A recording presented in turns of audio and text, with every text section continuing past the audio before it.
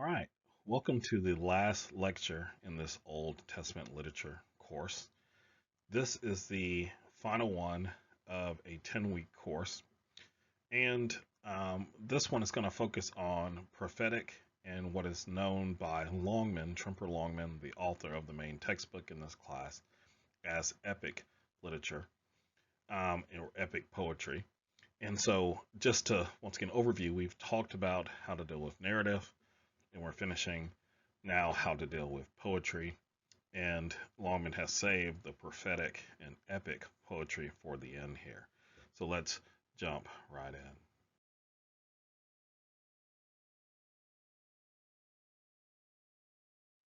And so, once again, we're moving from theory to practice. Longman spent the first three chapters talking about theory, which all of you can go back to and review if you need to. And now, as he's demonstrating this, once again, he's going to focus on the prophetic and epic poetry text. And so Nahum is going to be his prophetic text that he picks um, because it highlights kind of the magnitude of God, and that's kind of his reasoning for that. And then he picks the Song of Deborah for his epic poetry text. And he's going to define epic poetry as being very similar to regular poetry, except it's going to have much more historical content and historical details. And so for Longman, his view is that the Psalms, for the most part, placed within the Book of Psalms or the Psalter, were intentionally kind of washed from the historical realities, or I shouldn't say it that way, the historical details that potentially could have backed up the text. So, like he points out on numerous occasions, if you had a Davidic superscription to the psalm and say it was about when David was fleeing from his son Absalom, you would expect to kind of read through that psalm and see details about David and Absalom and potentially some of their names being mentioned. But instead, you won't have that.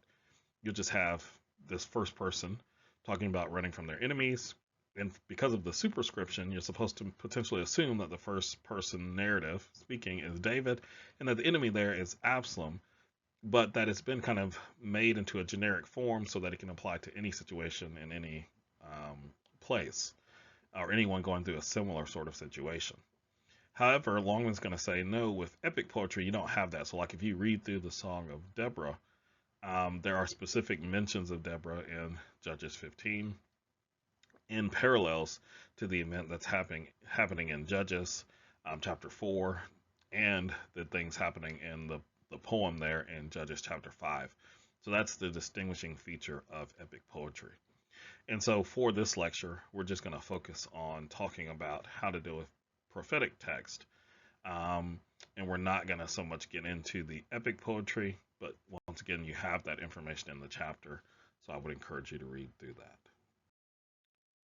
So once again, because you have Longman's information in the chapter, I'm not going to necessarily regurgitate that, especially with this being the last lecture. Instead, I'm going to give you an example from one of my own books that's coming out here soon by Lexham Press in the Evangelical Exegetical Commentary series on the one on Jeremiah is the one that I am writing, and hopefully it'll be done in the next year or two, and you'll be able to gain a copy of that if it's of interest to you. And so I'm going to spend some time talking about Jeremiah instead of Nahum like Longman does. And so let's start here just in Jeremiah chapter 1, verses 4 through 10. And let's read through some of this so we can kind of engage in some analysis of prophetic literature. I've got my pen ready here. And so it says, now the word of the Lord came to me, saying, before I formed you in the womb, I knew you. Before you were born, I consecrated you. And then an interesting phrase here, I appointed you. And in Hebrew, it's from the word Natan, I gave you as a prophet to the nations. And so right now we're like, okay, well, how did God do that? We don't really know, or any implications of that. And then it says, then I said, ah, Lord, behold, I do not know how to speak, for I am a youth.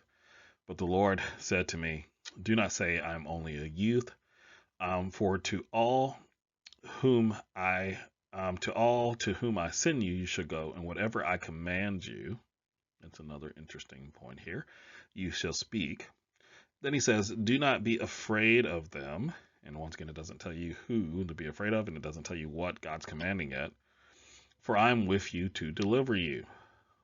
Okay, and once again, it doesn't clarify how the deliverance is going to happen, but that's noted here.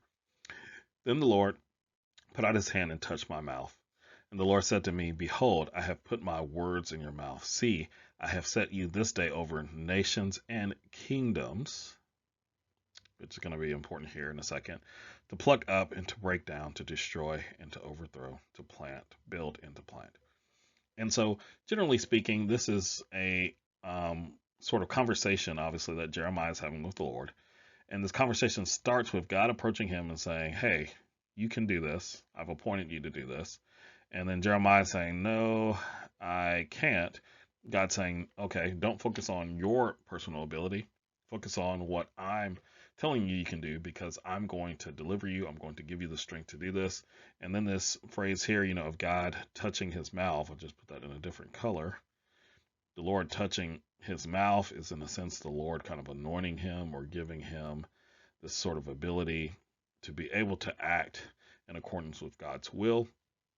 And then God gives him kind of a final charge and says, okay, this is what you'll be able to do. You'll be able to pluck up and break down, to destroy and to overthrow, and to build and to plant, the sort of beginning with some sort of negative and ending with a more positive. Now, we're not left to kind of explore all of this outside of any sort of guidance. Like, what does it mean that God has appointed him? What are the implications of that? What does it mean as to what God's going to command him? What are the implications of that? How is it that God's going to deliver him? Where are these kingdoms coming from? Well, we get a parallel passage where the same sort of words come up here in Jeremiah chapter 1, verses 15 through 19. And so, in a sense, many of the elements that are described here are then given an explanation here, so that we're not completely left to wonder exactly how it is that we're supposed to interpret some of the words here. And so we'll talk through that now. So in order to make this a little easier, I went ahead and clarified and highlighted the things that are the same here, and I changed some of the wording so that it would be easier for you to see in English. So here you have, once again, I give you, and then that same exact grammatical phrase is used again in the parallel passage here. So here it's I give you a prophet to the nations, and that means that God is going to make him a fortified city, an iron pillar, a bronze wall against the whole land, against the kings of Judah, its officials, its priests, and the people of the land. So when God's saying, okay, I'm giving you as a prophet, God is also saying, I'm giving you as a sort of fortified city. That's the goal here. You're going to be this sort of self-contained city, and you're going to be able to withstand the attack of the people in the land with this sort of prophetic activity that you're going to be a part of. But that implies that you're going to be attacked from the very beginning. That it's not going to be this sort of open space where anyone can kind of come and go, but instead it's going to be this sort of fortified city that's kind of protecting itself in the midst of the rest of the land of Judah, that is not necessarily going to be on board. And then the next sort of parallel we get here is whatever I command you. And then God says the same thing here. It says, but you dress yourself for work, arise and say to them everything that I command you. And earlier we get some of the context of this command. It's going to be the things, and I will declare my judgments against them for all their evil and forsaking me, and related to them making offerings to other gods and worshiping the works of their hands. And so once again, the fact that he's this fortified city implies this idea that he's also going to be able to kind of engage with the ability of calling them out so that they know the evils that has happened. That's the content of what God is commanding Jeremiah to speak. And then once again, you get this sort of parallel, do not be afraid of them. And the same thing here, do not be dismayed by them. These are two different words in Hebrew, but they are synonyms. They're often used in parallel with one another in the Hebrew Bible. And then God kind of clarifies here, lest I dismay you before them. So the idea here is you don't need to be afraid of them. I've already prepared you, your fortified city.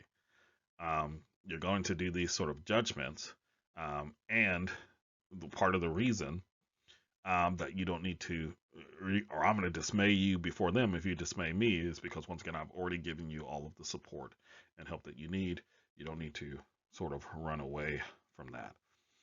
And then once again, you get this statement here, for I'm with you to deliver you, declares the Lord. And once again, you're told more explicitly here at the end, they will fight against you, but they shall not prevail. Once again, explaining why Jeremiah needs to be persistent through this. And then God concludes here, for I'm with you, declares the Lord, to deliver you. And God has also said here, I will set you this day over nations and over kingdoms. And once again, that word occurs here at the beginning, this idea of him being able to engage with the kingdoms, and specifically these kingdoms of the north. So those who are coming from above to kind of come down and deal with Jerusalem. Jeremiah should keep in mind here that he has some sort of authority over them, because God is the one who has set him over them in his prophetic role. So therefore, even though they're going to come down and they're going to set each one his throne at the entrance of the gates of Jerusalem, and they're going to go against Jerusalem and all the cities of Judah, Jeremiah can know that the role that God is placing him in is still going to be protective, even of those who are coming, in a sense, to judge Israel. And so let me show you here kind of how these parallels also function on a literary level. And so what you get is this sort of outline for Jeremiah 1, 1 through 19, or the entire chapter. You get this title for the book, and then sort of this essential background narrative information. You can ignore this part here. I should have deleted that. And then you get this parallel here that I just kind of talked you through.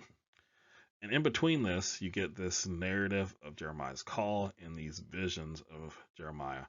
And on each side, you get re-explained the same content in the same sort of Hebrew words, but in a varying order. That often happens in Hebrew narrative.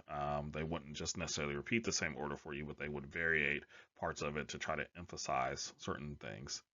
And so, as you go through this sort of varying order, in these verses, because once again, this is 18 here first and whatnot, it doesn't follow, 15 through 19 like you would expect it to. 15 is at the end, 18 is at the beginning, 19 is there in the middle. Jeremiah's call and the visions are kind of wedged in between that. So all of this essentially is designed to function together. Jeremiah's kind of complaint against the Lord is re-emphasized by God's equipping of Jeremiah at the end of it. And this is why you get this short sort of narrative of Jeremiah's call, these two visions here, and then it's wedged in between this other content that is supposed to help undergird Jeremiah's call and witness for the Lord.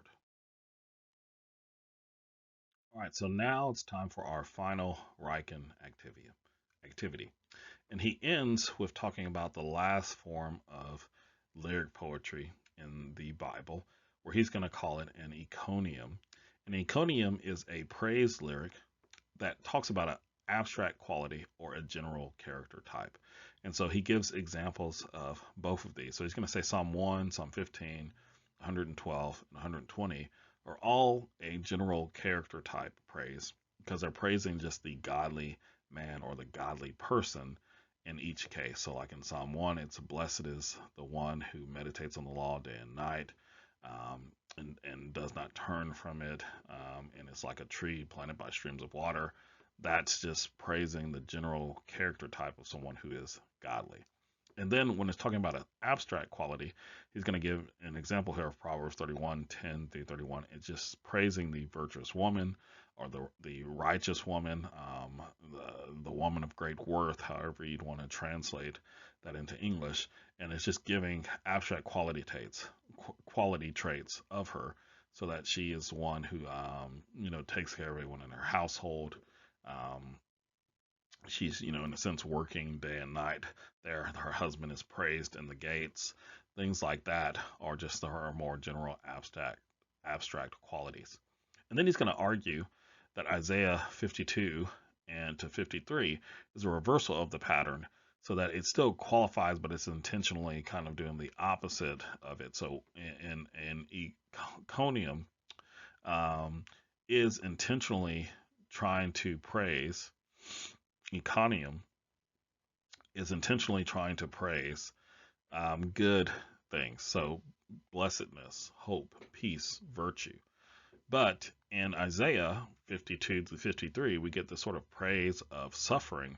And that's why, as far as I understand it, Riken is going to label that as a reversal of the normal pattern. So then from there, he's going to say that it has these 5 parts to it: an introduction, bringing up then the ancestry of why this topic is important, the praiseworthiness of the topic, the superior nature of it, and then a conclusion where the reader is going to be intentionally called to emulate everything that they just read about. So therefore, because this thing is worthy to be praised, you as a reader are called to also make yourself worthy of being praised by living out the same sort of lifestyle as you can see in the topic itself.